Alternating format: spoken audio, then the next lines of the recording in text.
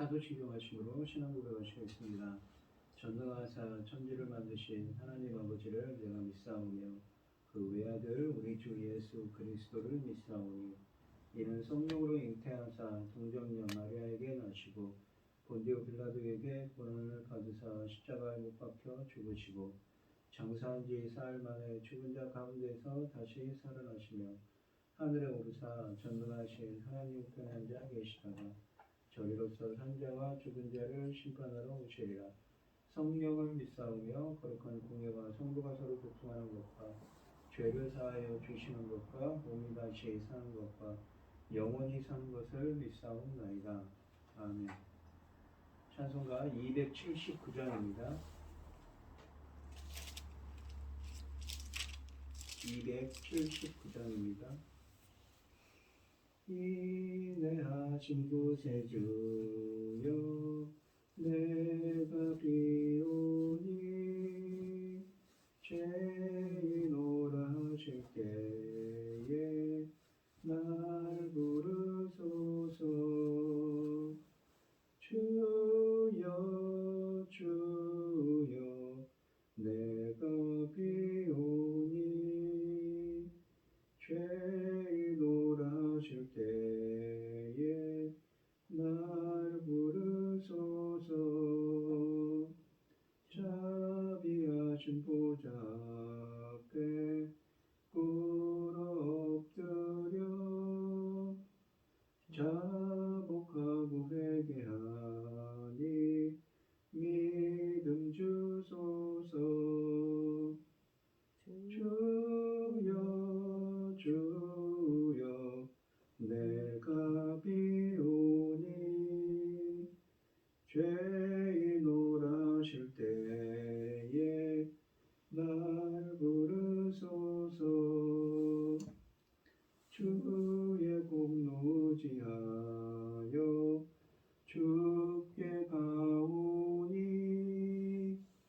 상한 마음을 고치시고 구원하소서. 주여 주여 내가 비오니 죄인오라 하실 때에 날 부르소서. 반복 끊은 우리 주여 위로하소서. 우리 주와 같으시니 어디 있을까. 주여 주여 내가 비오니 죄인오라 하실 때에 날 부르소서.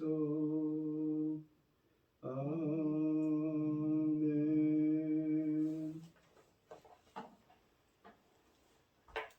오늘 함께 하실 하나님의 말씀은 여호수아서 7장 1절로 15절 말씀입니다.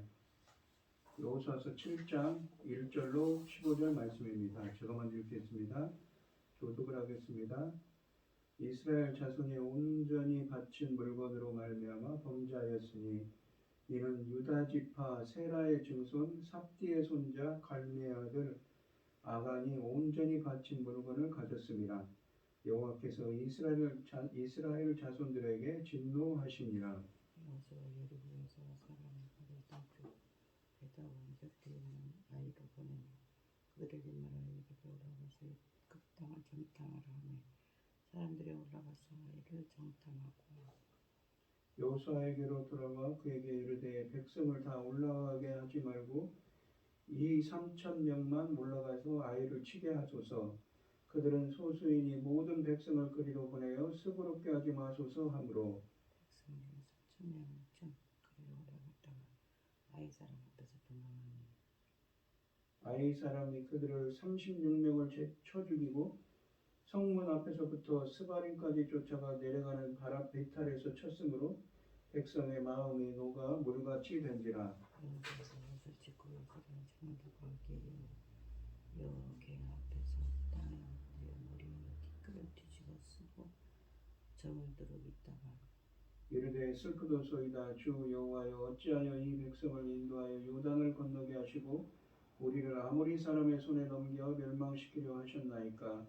우리가 요단 저쪽을 만족하게 여겨 거주하였다면 좋을 뻔하였나이다. 주의 이스라엘이 원수들 앞에서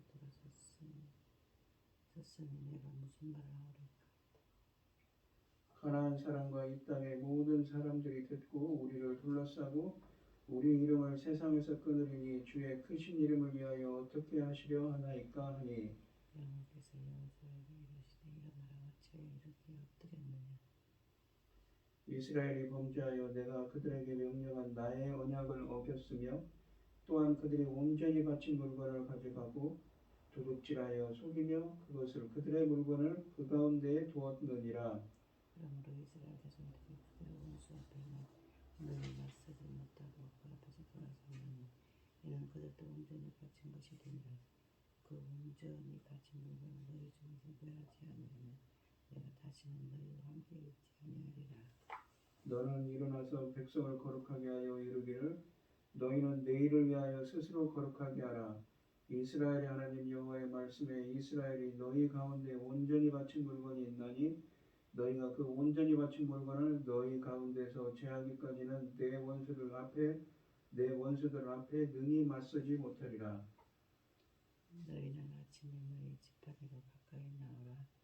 여호와께 뽑히는 그 지파는 그 족속대로 가까이 나올 것이요 여호와께 뽑히는 족속은 그 족속대로 가까이 나올 것이요 여호와께 뽑히는 그 가족은 그 남자들이 가까이 나올 것이며 온전히 바친 물건을 가진 자로 뽑힌 자를 불사르되 그와 그의 모든 소유를 그리하라.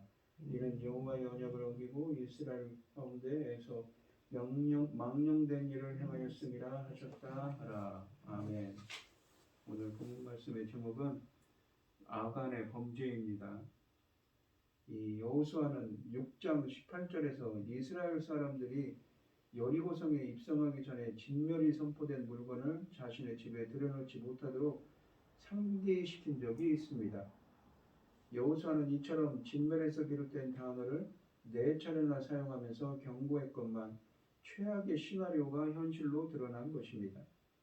1절 말씀은 아간이 아니라 이스라엘 자손이 범죄했다고 합니다. 그렇기 때문에 하나님이 이스라엘 자손들에게 진노하셨다는 말을 덧붙입니다. 이스라엘은 지금 여호와의 지휘하에 성전을 치르고 있습니다. 성스러운 전쟁을 성공적으로 치르려면 온 공동체가 하나님 앞에 경건해야 합니다. 한 사람이라도 죄로 오염되어 있으면 하나님의 진노는 죄를 불사르는 것이 아니라 오히려 이스라엘 공동체를 태울 수 있기 때문입니다. 2절에서 여리고성 전투를 성공리에 끝낸 여호수아가 다음 목표인 아이성에 정탐꾼을 보냈습니다. 아이성은 가나안 중심부에 형성된 산악지대 위에 있는 곳으로 전략적인 중요성을 지닌 성읍이었습니다. 아이성이 산악지대에 있는 요충지라면 여호수아가 여리고성 다음으로 아이성을 지목한 이유를 충분히 우리는 생각할 수가 있습니다. 그는 재빨리 가나안에 등뼈할 수 있는 고지를 점령하여 낮은 지역 여리고성에 거하던 이스라엘을 적들의 공격으로부터 보호하려고 했던 것입니다. 본문은 아이성이 베델, 그러니까 하나님의 집 동쪽에 있는 벳아웬 근처에 있었다고 합니다. 이 베델은 훗날 북왕국 여로보암이 금송아지를 세웠던 베델이 아니라 유다의 남쪽 부엘세바 지역에 있는 베델입니다. 3절에서 정탐꾼들이 돌아와 여호수아에게 매우 낙관적인 보고를 합니다. 모든 백성을 다 올라가게 할 필요가 없을 것 같습니다. 2,000명이나 3,000명만 올라가도 아이성을 칠 수 있습니다. 모든 백성이 그들을 치느라고 다 수고할 필요가 없을 것 같습니다. 성 안에 있는 사람들의 수가 얼마 되지 않는다고 보고한 것입니다. 4절에서 여호수아는 정탐꾼들이 제안한 대로 백성 3,000명에게 아이성을 치라고 명령합니다. 당연히 가볍게 승리하고 돌아갈 것으로 기대했는데 이게 웬일인가요? 원정대는 오히려 36명의 전사자를 내고 패한 채 도망쳐 왔다고 합니다. 큰 군대가 성 안에 있는 몇몇 안 되는 사람들에게 패하고 돌아온 것입니다. 마치 다윗에게 당한 골리앗처럼 말입니다. 군대의 규모에 비하여 36명의 전사자는 작다고 할 수가 있지만 더 큰 성 여리고를 정복했을 때는 한 사람도 죽지 않았습니다. 그때보다 36명이나 더 죽은 것입니다. 게다가 여호수아와 이스라엘이 매우 간단하게 승리할 것을 기대하고 있는 상황에서 오히려 전사자들이 나왔으니 충격이 클 수밖에 없습니다. 이 전투의 가장 큰 충격은 이스라엘 사람들의 사기 저하입니다. 본문은 이 일로 인하여 이스라엘 백성들의 마음이 녹아 물같이 되었다고 5절에 말씀하십니다. 이때까지는 여호와와 이스라엘의 성공 때문에 가나안 사람들의 마음이 녹아 물같이 되었다고 2장 9절에 말씀하셨는데 이제 아간의 죄로 인하여 이스라엘이 가나안 사람처럼 되었습니다. 아이성 전투를 계기로 상황이 완전히 반전되고 있는 것입니다. 이 순간 이스라엘이 가장 두려워해야 할 부분은 하나님이 그들을 보호하시지 않았다는 것입니다. 더구나 이대로 간다면 그동안 이스라엘을 두려워했던 가나안 사람들이 소식을 듣고 용기를 얻어서 이스라엘을 멸망시키겠다고 나설 것입니다. 이 이스라엘은 요단강을 통과한 이후 최고의 위기를 맞고 있는 것이지요. 이 모든 것이 한 사람의 죄 때문이라는 사실이 공동체에서 한 사람이 얼마나 중요한가를 생각하게 합니다. 6절에서 이스라엘이 아이성 정복에 실패하여 쫓겨왔다는 소식을 듣고 충격에 휩싸인 여호수아가 슬픔의 표현으로 옷을 찢고 하나님의 임재를 상징하는 법궤 앞에서 하루 종일을 슬퍼하고 있습니다. 이스라엘의 장로들도 머리에 죄를 뿌린 채 비통한 마음으로 여호수아와 함께 있었습니다. 여호수아의 차라리 우리가 요단강 동쪽에서 그대로 살았더라면 좋을 뻔하였다라는 7절의 이러한 탄식 어린 원망은 이스라엘 백성과 모세가 광야 생활을 하면서 하나님께 했던 차라리 이집트에서 살게 도와두지 왜 광야로 끌고 와서 죽이십니까? 라는 원망과 맥을 같이 하는 것입니다. 9절에서 여호수아는 이 일로 인하여 빚어질 일을 두 가지로 정리합니다. 첫째는 그동안 이스라엘 사람들에게 대항하여 엄두를 내지 못했던 가나안 사람들이 소식을 듣고 이스라엘과 싸우겠다고 나설 것이라는 우려입니다. 둘째는 하나님의 명예가 훼손되는 것은 불보듯 뻔한 일이라는 점입니다. 슬퍼하며 근신하는 여호수아와 장로들에게 여호와의 책망에 가까운 명령이 내려졌습니다. 여호와께서 기도를 멈추고 일어나라고 명령하십니다. 하나님은 여호수아의 억지 주장에 대한 불편한 심기와 신속하게 죄가 제거되어야 할 필요성을 강조하기 위해 5가지의 짤막한 문장들을 이 또한이라는 단어를 아울러 또한 혹은 아울러라는 단어로 연결하여 신속하게 11절에 선언하십니다. 나의 언약을 어겼으며 온전히 바친 물건을 가져가고 도둑질하며 속이고 그것을 그들의 물건들 가운데 두었느니라. 하나님은 이스라엘이 여리고성 전쟁에서 하나님의 전에 들여놓아야 할 거룩한 것을 이스라엘에게는 부정한 거죠. 그런 거룩한 것을 들여놓지 않고 가지고 있어 죄를 지었으니 지금은 탄식하며 기도할 때가 아니라고 10절에 말씀하셨습니다. 속히 하나님의 진노가 화근이 된 죄를 공동체에서 제거하라는 명령입니다. 하나님은 다시 한번 한 개인이 아니라 온 이스라엘의 죄를 지은 것이라고 11절에 말씀하십니다. 11절에서 하나님은 여호수아에게 무엇이 문제인가를 정확히 말씀하십니다. 이스라엘의 죄를 지었다. 나와 맺은 언약, 지키라고 명령한 그 언약을 그들이 어겼다는 것입니다. 진멸시켜서 온전히 죽게 바쳐야 할 물건을 도둑질하여 가져갔다는 것입니다. 거짓말을 하면서 그 물건을 자기들의 재산으로 만들었습니다. 처음부터 비난은 온 백성에 대한 것이며 온 공동체가 하나님께 범죄했다는 것을 강조합니다. 내 언약을 어겼다는 문구는 신명기에서 우상을 숭배할 때 묘사된 표현입니다. 신명기 17장과 신명기 13장은 이런 죄를 저지른 사람은 공정하게 재판한 다음 돌로 쳐 죽이라고 하는데 그들을 처형하는 목적은 이스라엘 중에 악을 제거하기 위해서입니다. 이 사건은 바로 이러한 신명기의 가르침이 현실화될 가능성을 암시하고 있는 것입니다. 아간은 진멸된 물건을 훔쳤다가 스스로 진멸될 상황에 처하게 되었습니다. 나머지 두 비난은 이스라엘이 어떤 죄를 저질렀는지를 구체적으로 가르쳐줍니다. 여리고성을 진멸시키며 얻은 노획물을 하나님께 바쳐야 하는데 이스라엘이 도둑질한 것입니다. 이 말씀은 아간이 두 가지 죄를 저질렀다는 것을 전제합니다. 첫째는 하나님의 것을 훔쳤다. 둘째는 인간이 가질 수 없는 거룩한 것, 그러니까 진멸로 얻어진 재물은 거룩하게 성전에 들여놓아야 하는데 그러지 않아 그 거룩한 것을 가지고 있어 자신을 스스로 부정하게 만들었다는 것입니다. 이 일로 인해서 이스라엘이 진멸되어야 할 것들을 진멸하지 못하면 이스라엘이 진멸될 위기에 처하게 되었습니다. 하나님의 것, 그것도 인간이 결코 소유할 수 없는 거룩한 것을 도둑질한 사람이 온전할 수는 없는 것이지요.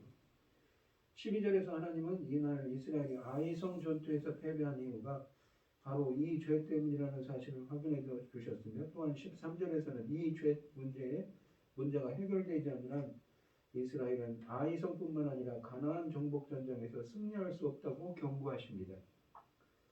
사실 이스라엘 입장에서는 아이성 정복 실패보다 더 심각한 문제가 있습니다.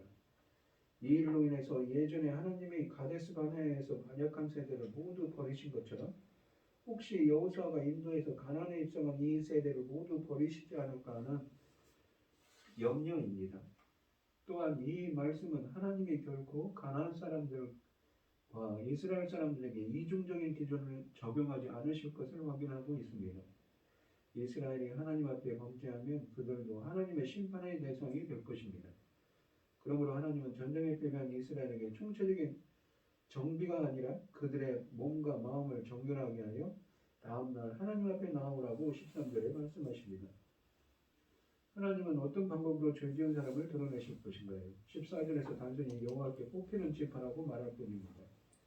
하나님은 어떤 방식으로 뽑을 것인가는 밝히지 않으시는 것입니다. 그러나 성경적으로 본다면 이 주사위로 죄인을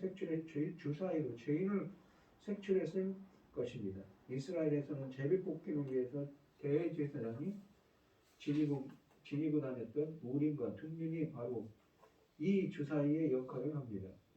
제비 뽑기는 하나님의 적극적인 개입과 의사표시를 전제로 합니다. 본문에서 하나님이 죄인을 직접 지목하시겠다고 14절에 하시는 것도 하나님이 이 모든 절차를 주관하실 것임을 암시합니다. 이렇게 해서 드러나는 사람은 진멸을 당하게 됩니다. 15절에 보시면 그에게 속한 모든 가족과 이 물건들이 함께 불태워질 것입니다. 다음 날이면 가나안 사람들에게 진멸을 행해야 할 이스라엘 사람들 중 진멸을 당할 자가 나올 것입니다. 이날 밤이 아간에게는 세상에서 마지막이자 잠 못 이루는 밤이 되었을 것입니다. 오늘 본문 말씀을 보시면 아간 한 사람의 죄가 온 이스라엘을 부정하게 만들었습니다. 아간의 죄를 한 사람의 죄, 일부의 문제라고 변명할 수 없습니다. 이스라엘 백성 각자가 거룩한 공동체를 이루는 구성원이기 때문입니다. 그러므로 신앙 공동체는 한 사람의 작은 죄라도 방관하거나 방치해서는 안 됩니다. 남의 일인 양 비난하고 마는 것도 바른 태도는 아니지요. 또한 여호수아가 탄식하며 기도합니다. 요단을 건너 약속의 땅으로 인도하시고는 이스라엘을 패하게 하신 이유가 무엇인지 묻습니다. 여호수아의 정직한 기도에 하나님은 답과 해결책을 10절, 11절, 12절에서 주십니다. 우리도 여호수아처럼 가정과 공동체를 위하여 답을 구하는 정직한 기도를 드리는 오늘 이 시간이 되시기를 바랍니다. 은덕 받으시는 여러분들이 되시기를 축원드립니다. 기도하겠습니다. 하나님 아버지 감사합니다. 오늘 주신 말씀처럼 여호수아가 이렇게 어렵고 힘든 일이 있을 때 여호수아는 하나님 앞에 겸손하게 슬퍼하며 하나님 앞에 붉은 베옷을 입고 죄를 뒤집어 쓰고 하나님께 기도합니다.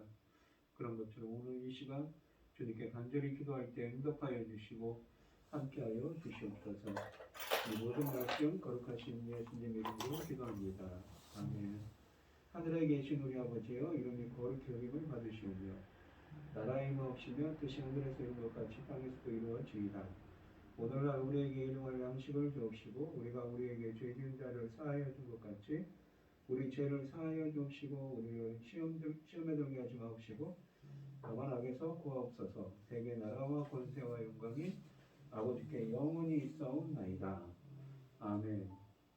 오늘 주신 말씀 가지고 기도할 때요, 주님 앞에서 정말 간절히 정직하게 기도할 때, 겸손히 기도할 때 응답받는 오늘 하루가 되게 해달라고 기도하시고 어려움을 당하신 분들과 각자 기도제를 가지고 주여 삼천하십니다. 손을 기도하도록 하겠습니다. 주여, 주여, 주여. 아버지 하나님 감사합니다. 주님, 각자 처한 상황은 다르지만 주님께 간절히 기도합니다. 기도할 때 여호사에게 응답해 주시고 응답해 주시고 우리들의 행할 길을 인도하여 주시옵소서.